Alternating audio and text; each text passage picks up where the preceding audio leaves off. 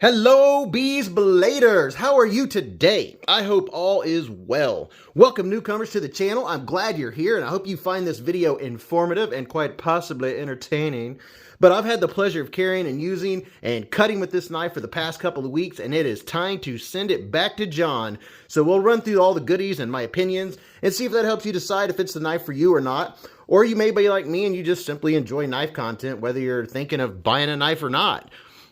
The Benchmade Mini Adamas is available at a few places, and you can get it for free shipping at White Mountain Knives for $191 if you use my 10% off discount code. If you don't, then it's pretty much about $212 at most places that sell it. So there's your prices, but you get about 21 bucks off if you go through my link below to White Mountain Knives, and you'll get 10% off with the Beez Blades code. But here's this side of the knife. Here's this side, and also there's 10% discount codes down there to KPL Knife Pivot Lube and Knife Maintenance, which is very nice, and also Kaiser Knives at Mojave Outdoor. So go check them out after the video. So this is a pretty attractive knife. I've enjoyed carrying it. It's easy in and out of the pocket. It's the Benchmade Mini Adamas. And John, thank you very much. You were very generous to send this to the channel for review. I really appreciate it. And I will get this fine piece of craftsmanship back to you, giving you guys a nice look at this knife. It's very attractive, very attractive. But we'll go over, do a once over, then we'll run through the important aspects, and I'll give you my opinion. So here is a rundown of the specs for you. So you have an overall length of 7.62 inches. Your blade length is 3.25 inches. Now the sharpen length is 3.15. Your blade width is 1 inch, and your thickness, your blade stock thickness, is 0.14 inches. The thickness behind the edge is pretty much, it goes from 22 to 25 thousandths, which is pretty nice considering the geometry here. And this is crew wear. Oh, fancy crew wear. And the hardness is between 63 and 65 on the Rockwell hardness rating. Your blade style is drop point blade with a flat grind. You can see the flat grind goes up about to the midpoint right there, which is very nice. And this is a tungsten gray Cerakote, which is really sweet. I mean, man, that Cerakote is pretty cool, pretty cool. Can you see that? And there's brass, phosphorus, bronze. There we go. I found it. Phosphorus bronze washers in the pivot. Your handle length is 4.37 inches, and your handle width is 1 inch right here in the center. Now, the handle material is G10, and your liners are stainless steel. And this is a right hand and a left hand tip-up carry. Very nice. Very nice. And this is a manual thumb stud with the axis lock, the famous Benchmade axis lock. And again, this is the Mini Adamas, model number 273GY-1, and your designer is Shane Seibert. So, about the fit and finish. I really like the gray Cerakote on this knife.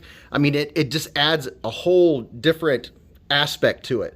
It's protecting the crew wear, and I have the feeling that this stuff is super tough and is going to really withstand a lot. You know, I did a lot of cutting. I cut some saplings, things like that, and there's not even a mark on there from me doing that. Sometimes the coatings on blades, they'll mark up, but it's still very sharp. Let me see. Here's a piece of paper. I haven't sharpened it. Look at that. It's still nice and sharp. Very sharp.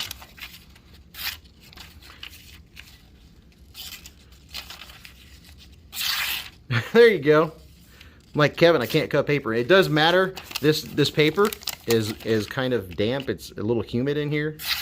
But yes, it's very sharp, which is very nice. Very nice. Now, like I said, it's running on phosphor bronze washers, and as far as blade play or lock rock, the up and down, I can just feel a slight click. I think that's normal with the Benchmades, but I did notice there is, let me get this out of the way, there is some blade play, and I think this is also acceptable with the axis lock. I don't know if I can show that, but it is moving. I think that's acceptable. I don't know. I'm not familiar with Benchmade. But as far as centering, we're still very centered. And look how strong that tip is. Would y'all look at it? Just look at it. Very strong tip. I mean, this sucker, you could go out and do some serious work with this thing. I mean, it is built like a small tank. I really like it. As far as cutting, it's not a laser beam per se. You know, it has a little bit thicker, heavy-duty blade stock with a sturdy tip. You know, this sucker's made for tough use. And then you do have jimping all along the top right here. And then you have jimping in the back. And then also down here. I mean, this sucker is made to not come out of your hand. Look at that. I'll go along and give you a quick look here. Here's your scales. Really nice looking G10 scales. There's not a whole lot of texture to the actual scale themselves, but with these notches and these holes, I mean, this thing is just a texture machine. As far as holding, there's your lanyard hole. As far as holding onto your hand, or your hand holding onto it, really nice, pretty much deep carry pocket clip. You'll have a little bit sticking out, not much at all. There's this side. You have a T10 for the pivot, and all the body screws are T6s. And here you can see Cybert design, first production, CPM crew wear. And on this side we have Benchmade USA 273, which is very nice, very nice. All of this, the whole fit and finish is really good, except for I just don't know about the blade play. And it's not a lot, it's like very set. It goes click, click, click, click, almost like maybe it's supposed to not be that tight. That way it functions properly when you use the axis lock. Now it does go in and out of the pocket really nicely. This is definitely a one-handed knife. You don't need two hands to do anything for opening or for putting it back in your pocket. I didn't have any problems whatsoever with the clip. The clip is really comfortable.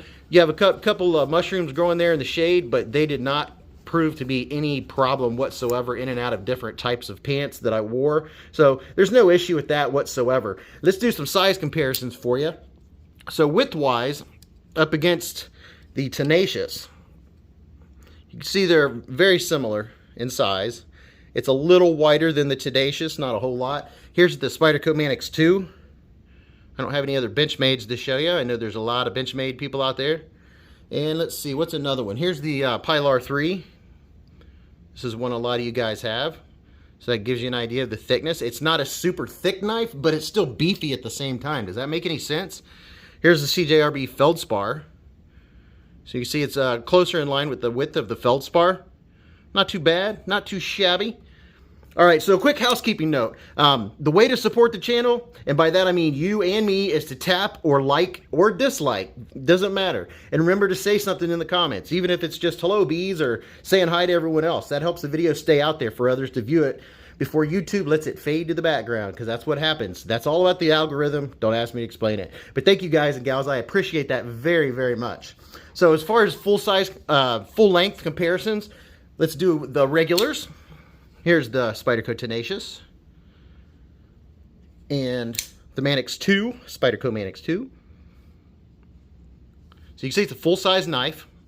It doesn't have the longest blade in the world.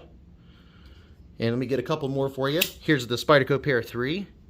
These are ones I put up against all the knives, as you guys know.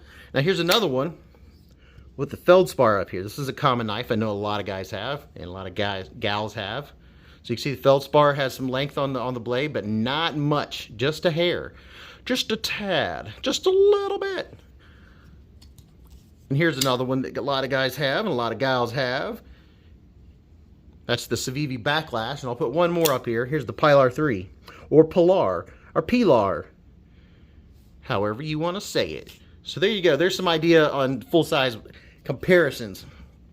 Now, as far as deployment, I mean, it's pretty straightforward. You can open it with two hands if you want. That's always an option. I try to remember that, yes, you can open a knife with two hands. I like opening it with one hand. The thumb stud works really well. There's your thumb studs. There's plenty of room there for your finger to get in behind it. And there you can see your phosphor bronze washers. There's plenty of room to get your finger in there, and it deploys. It doesn't like snap out 100 miles an hour, but it definitely comes out. And you can see how easy it is to shut. You can fidget with it that way if you choose. Of course, doing things sideways and looking through a camera is not as easy, but you can always fidget with it that way if you'd like. And this, I note, I'm very surprised how easy the access lock is. You do not need two fingers. And it does have nice solid lockup. See there? That's how the lockup works on this. That comes, the bar goes across the bolster of the blade, and the blade is not going anywhere. So it's a nice solid lockup, but yet it's still, you can use one finger if you'd like, or two. So, you know, I always wondered about Benchmades, if you needed 2 fingers, how tough that axis lock is. And it does have the Omega spring inside there, but it's actually very easy to use and put back in your pocket. You can get it out, cut whatever, pop it back, put it back in your pocket, one hand. That's very nice. Reverse flick, you can, but it's not a preferred method because it's a really slow and you have to give it some wrist.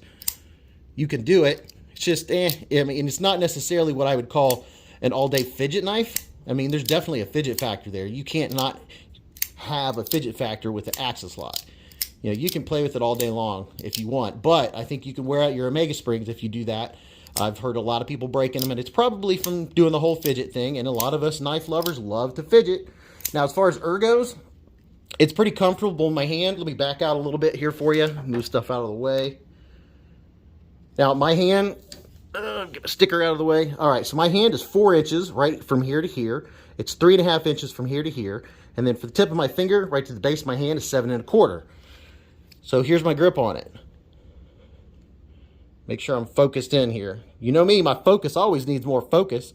So you can see it puts my fingers right inside those 2 notches on the top and the bottom there, and it locks my hand in place. It's a very solid grip.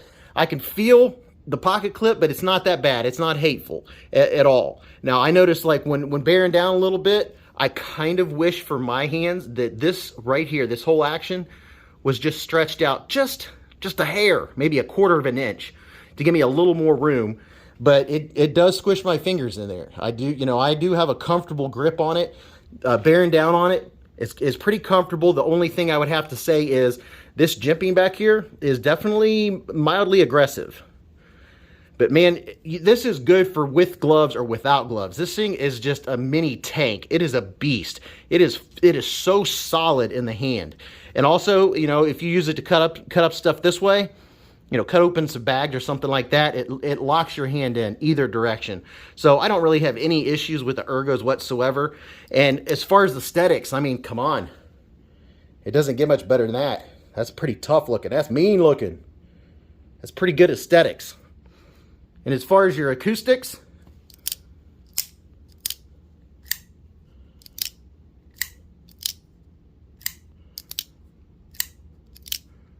pretty nice.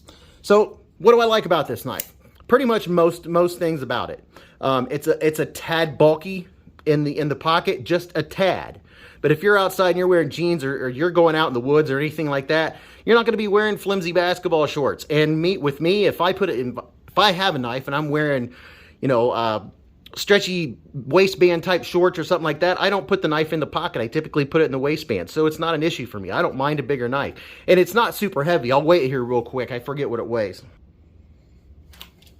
All right, let's see. Comes in at 4.67. So it's not that heavy. The Spyderco Manix 2 weighs 5, so it weighs less than that. So as far as the weight, that doesn't bother me. The ergos are good. I don't have any complaint there. It's a pretty good knife. You know, I don't really have anything. And as far as downsides, I don't know if a tiny bit of blade play is actually a downside. It's not bad, and it feels like a solid. It goes tink, tink, tink, tink, like almost like it's made to be that way. So like I said, I don't know much about Benchmade. So there's not really a whole lot of negative to say about this knife. It's a solid, well-built, heavy-duty knife. You can tell that you can really do some work. You know, you could stab this, stick this in a tree, and you're not going to worry about breaking the tip. I mean, this dude is solid. Now, as far as you guys, do you guys have Benchmades? Do you have the Adamas? Do you have the mini Adamas? Do you want one? Any questions about it while I still have it? But hey, thanks for dropping by. I really appreciate when you guys comment below and tell me what you think about it. Or if you even just tell me, you know, hey, have a good day, whatever. Just say hi. But I really appreciate you guys. Remember to live life in the present, keep a Band-Aid handy, and don't cut yourself.